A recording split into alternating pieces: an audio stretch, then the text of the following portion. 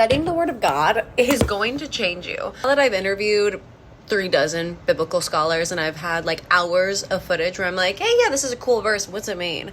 Oh, I got answers. And so when I go to church, it's a completely different experience. You explain it to me, Pastor, because I don't know. Pastor, you know way more than me.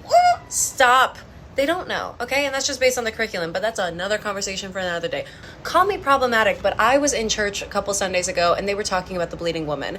And if you don't know, I've got a whole episode on that. But this is what made me mad. This is a beautiful story about a woman who stepped out and took a huge social risk, a risk that would have killed her. When I was in church and we were covering this issue, the pastor was great and she was like, yes, she took a risk and that was scary. But she did not go to the extent of like, which one of us would step out and say, yeah, I was the one that touched the prophet as an unclean person. That is terrifying. And I don't think that the pastor was doing a good job in emphasizing that. And I think that was for a couple of reasons. One is you only get an hour and a half in service, okay? We can't do a whole theology lesson in church. I get that. I totally do. She probably knew everything that I know.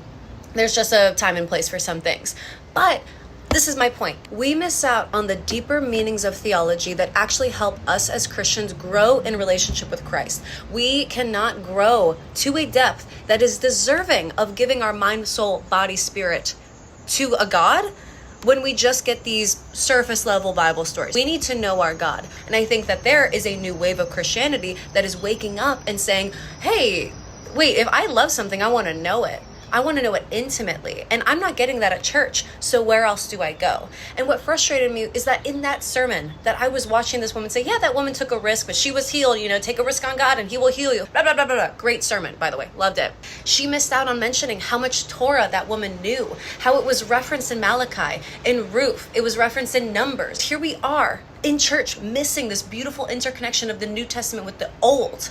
Because the deeper I get into understanding the Word of God, I am not getting farther from God, baby girl. I am getting closer to God. And I want that for every other Christian brother and sister. I have dedicated 100% of my time, energy, money to understanding the Word of God by just asking questions to the people that study it, teach it, know it. And it's all in my podcast called Biblically Speaking, and it's free. I mean, go check it out. It's just a matter of you spending an hour listening to it. Our Christian faith should not be of shame. It should not be of guilt. It should not be of fear. That is not the church that I want to be a part of, because the deeper I get into the Bible, that is not the church that Jesus was a part of. You can join my community. It's completely free. All of this is free. This is my life. I just want you guys to know what I know.